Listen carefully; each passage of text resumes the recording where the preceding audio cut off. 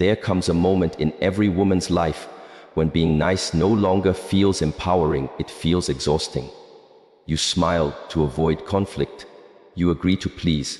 You stay silent to be liked. But inside there is a voice, quiet but growing louder, saying, "This is not who I truly am." Today, let us listen to that voice.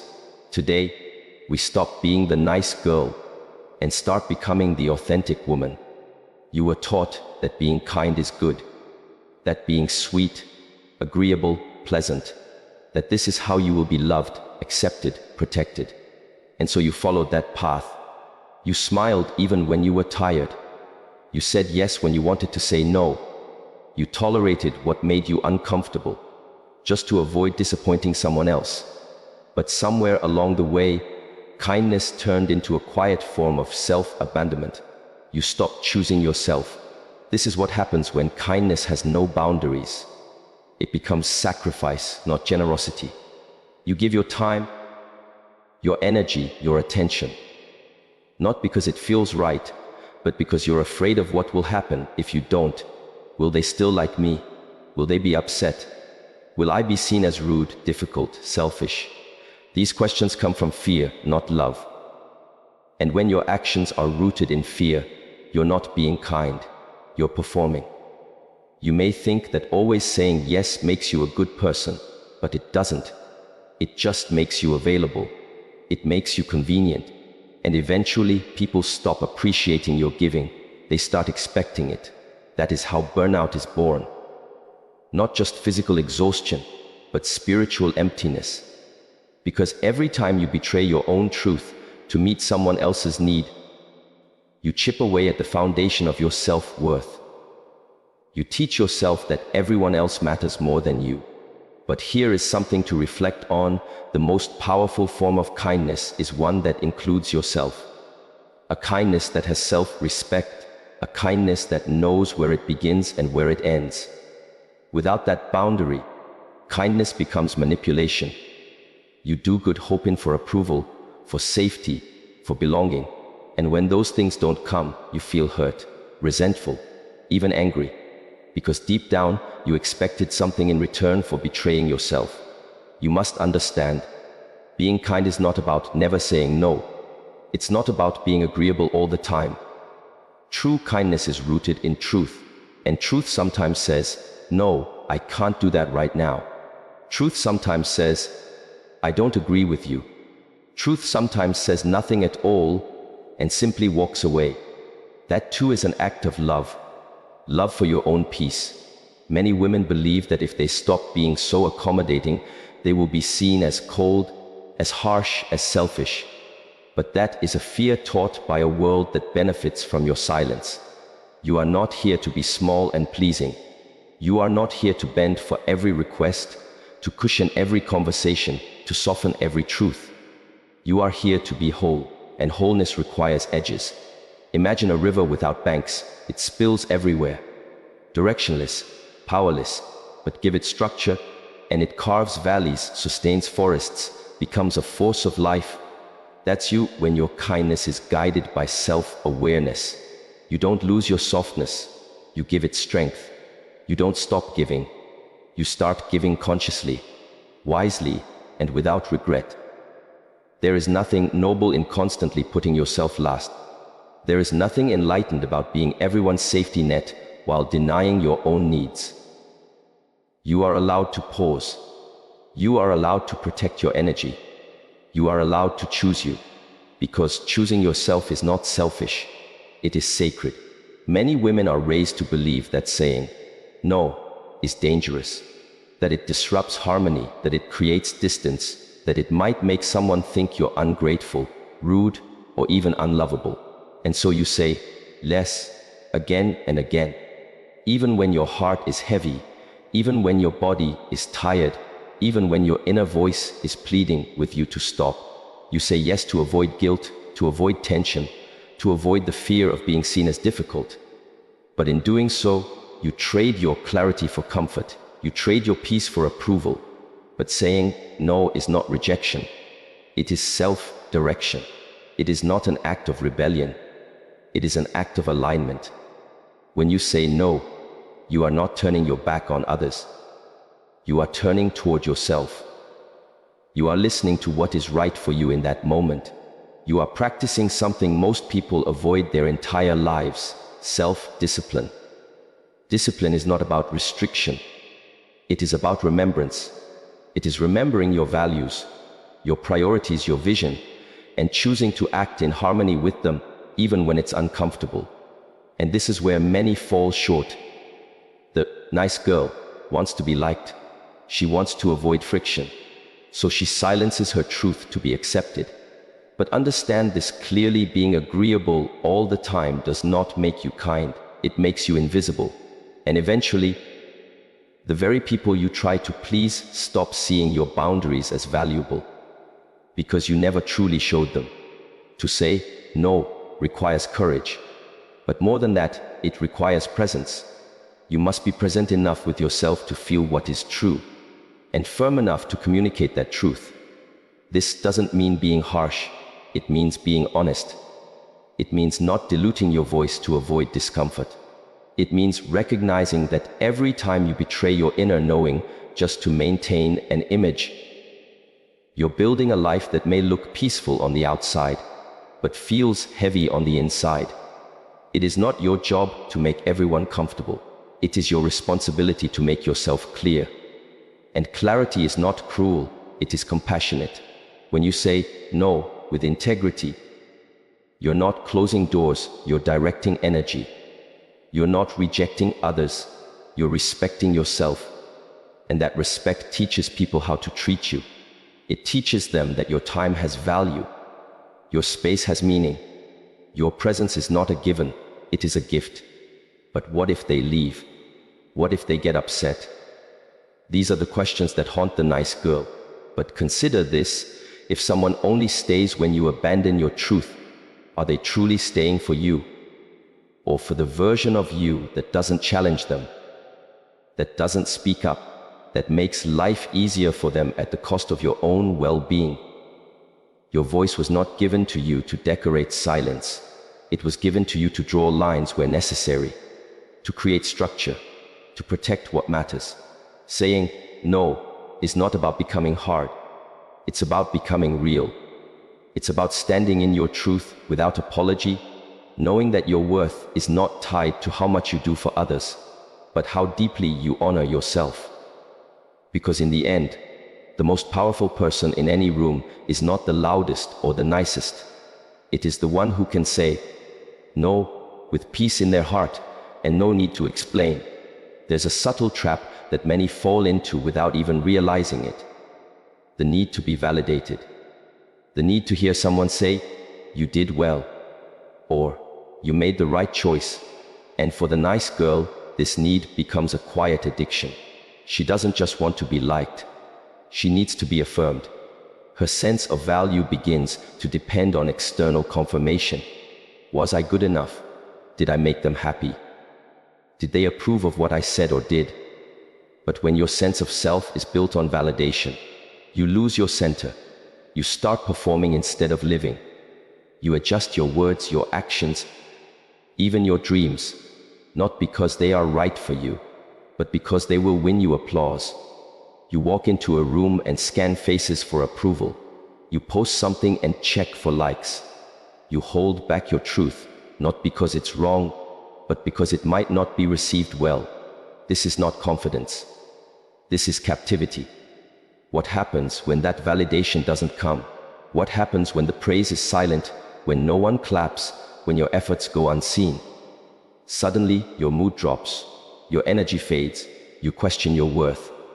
And that is the cost of living externally. You become unstable internally. It is a dangerous game to base your peace on opinions that are ever changing, inconsistent, and often rooted in other people's own fears. Seeking validation is not the same as seeking alignment. Alignment asks, is this in harmony with who I truly am? Validation asks, will others accept this version of me? One comes from within, the other is borrowed, and anything borrowed must be returned. That's why even when you receive praise, it feels fleeting. You're happy for a moment, then you're empty again. So you go out and try harder, do more, just to feel whole again. But true wholeness doesn't come from being accepted by others. It comes from being at peace with yourself. The moment you stop chasing validation is the moment you begin to walk freely. You no longer need to shift to be enough. You no longer weigh your worth on how others react. Instead, you begin to ask deeper questions. Does this feel right in my body? Am I being honest with myself? Is this how I want to show up, regardless of who's watching? And when those answers are yes, you walk in integrity, even if no one claps. It's not easy to break the habit. Validation feels safe. It gives you the illusion of certainty. But you must ask yourself, are you living a life that is truly yours, or one designed to keep others happy? Are your choices born from inner clarity, or are they performances crafted to avoid criticism? There is a quiet power in being misunderstood and remaining unshaken. There is strength in no longer explaining yourself, in no longer needing someone else to say, yes, you're doing it right. Because deep down, you already know. And when you live from that knowing, you become solid, steady, unbothered by praise or criticism, because both become irrelevant when you are aligned. Let go of the need to be seen in a certain light. Instead, focus on becoming the kind of person who moves with truth, even in darkness, because validation fades, but alignment lasts. Most people misunderstand conflict. They see it as something negative, something to avoid at all costs. Especially the nice girl, she believes that silence equals peace, that not speaking up is keeping things calm, that swallowing her discomfort is an act of love. But what she doesn't realize is that avoidance doesn't create peace. It only creates distance from others and from herself. When you avoid conflict, you avoid clarity. You let small misunderstandings become quiet resentments. You let repeated patterns go unchecked because confronting them feels too uncomfortable. And over time, this silence builds pressure until one day it shows up, not as strength, but as stress, as tears behind closed doors, as a smile that feels more like a mask. You think you're keeping harmony, but really you're just delaying the truth. Conflict is not chaos, it is communication. It is an opportunity to express what matters to you. It is a test of whether the connection is strong enough to hold honesty. And honesty doesn't always come wrapped in gentle words. Sometimes it's direct, sometimes it's raw, but it is always more respectful than pretending. Avoiding conflict is often about fear. Fear of being rejected, misunderstood, labeled as too much. So the nice girl becomes agreeable. She nods when she wants to challenge. She laughs when she wants to pause. She says, "It's fine," when her heart is shouting, "This hurts." And by doing so, she trains the world to overlook her truth. But there is nothing wrong with discomfort. Growth lives there, connection lives there. If a relationship, whether personal, professional, or otherwise, cannot handle disagreement, then it is not built on anything solid. Real connection is not maintained through silence. It is deepened through vulnerability, through saying, "This is how I feel," and giving space for the other to do the same. You can disagree with grace. You can express anger without aggression. You can set boundaries without building walls. The difference is presence. When you are present with your emotions, you don't let them control you, but you also don't deny them. You allow them to guide you toward clarity. The goal is not to win every argument. The goal is to stop abandoning yourself in the name of keeping the peace.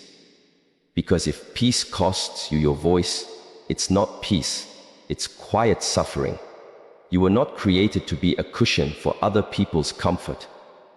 You were created to be whole, and wholeness includes the ability to face discomfort with courage. You may find that when you begin speaking up, some people don't like it. They may call you difficult, sensitive, or cold.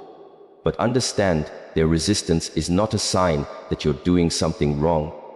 It's a sign that your truth is disrupting a dynamic that once depended on your silence. And disruption is not destruction, it is realignment. Speak your truth not to prove a point, but to honor your inner world. Speak not to dominate, but to clarify, to allow yourself to be seen clearly, rather than constantly reshaping yourself to be accepted. And if your truth causes discomfort, let it. Because discomfort is often the first step toward deeper understanding. There is more power in an honest conversation than in a lifetime of pretending everything is fine. Pleasing others may feel like connection, but it's often a slow erasure of the self. The nice girl believes that if she can just do enough, give enough, say the right thing, meet every need, then she will be loved. That being liked will bring her peace. That being accommodating will keep her safe. So she adjusts. She softens her edges. She blends in. She becomes what others need her to be. But each time she does this, she moves further away from her own center. There is a cost to constant pleasing, and it isn't always visible. It shows up as exhaustion that can't be explained, as a quiet frustration you can't name, as moments where you look in the mirror and feel like a stranger to yourself. Because the truth is, when you shift too often, you forget your original form. You lose the sound of your own voice underneath the noise of everyone else's expectations. You start to believe that keeping others happy is your job. That if someone is disappointed or upset, it must mean you failed. So you rush to fix, to smooth over, to absorb the discomfort, even when it was never yours to carry. But no one respects the woman who never says no. They may take advantage of her, praise her convenience, admire her willingness, but deep respect, that only comes when you stand firm in your truth, even if it ruffles feathers. When your actions are driven by the desire to be liked, your presence becomes diluted. People may enjoy your company, but they don't feel your power. And that's because your energy isn't rooted. It's floating, constantly adjusting to meet someone else's standard. But presence isn't built through pleasing. It's built through clarity. Through knowing who you are, what you value, and what you're no longer available for. There's a difference between being kind and being compliant. One comes from strength, the other from fear. True kindness has boundaries. It has discernment. It's not afraid to say, I care about you, but I will not betray myself to make you comfortable. That kind of honesty creates deeper relationships, not surface level harmony, but genuine connection. You were not put here to be easy to digest. You are not a product to be packaged and sold for acceptance. You are a living, breathing expression of truth. And that truth deserves to take up space without constantly shrinking to make room for others. Your value is not in how much you give away. It's in how deeply you remain rooted while giving. It's in how you honor your own needs, even while caring for others. People learn how to treat you through the standards you set. If you always bend, they will never learn to meet you where you are. If you never speak up, they will assume silence means consent. And if you continually abandon yourself, they will begin to believe that you don't matter. Even if they never say it out loud. But when you stop pleasing and start showing up as your full, honest self, something powerful happens. The right people will stay, the wrong ones will fall away, and in their place, you create space for relationships built on truth, not performance.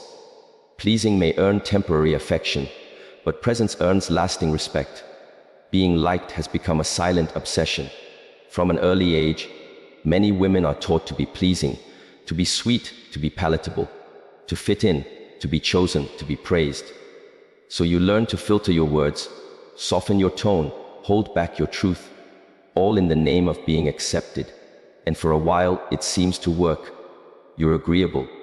You're admired. People say you're so easy to be around. But underneath that comfort, something begins to ache. Because being liked isn't the same as being known. It's not the same as being respected. The nice girl wants to be liked. She wants to belong. But in chasing that, she forgets who she is without the performance. Her choices become filtered through the lens of what will be received well. She hesitates to speak, not because she has nothing to say, but because she's afraid it might make someone uncomfortable. She hides her edges, not because they're wrong, but because she's been told they're too much. And the tragedy is, in trying to be everything to everyone, she becomes no one to herself. But life is not about being liked. That's a fragile goal, one that shifts depending on the mood, the moment, the audience. You can be kind and still be disliked. You can be honest and still be judged. You can be quiet and still be misunderstood. No matter how carefully you move, someone will always have an opinion. And if your worth depends on those opinions, you will never feel stable. You will always be adjusting, always be proving, always be performing. There is a quiet strength in no longer needing to be liked. It doesn't mean becoming cold or distant. It means you no longer mold yourself for temporary acceptance. It means you speak not to impress, but to express. You live not to entertain, but to align. And in doing so, you stop chasing connection and begin creating it from a place of truth. Respect is not built through pleasing. It's built through presence, through integrity, through the ability to stand in your truth even when it's inconvenient. Especially when it's inconvenient.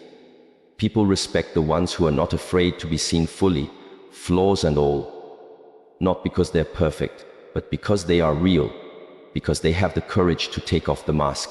Yes, being liked feels good, but it fades. It's external. And when it's gone, you're left asking, who am I without their approval? That's why the deeper work is to like yourself, to trust yourself, to live in a way that, even if no one claps, even if no one notices, you still feel at peace, because you know you stayed true. You don't need to be everyone's favorite. You don't need to be easily understood. You just need to be whole. And wholeness means being willing to disappoint others.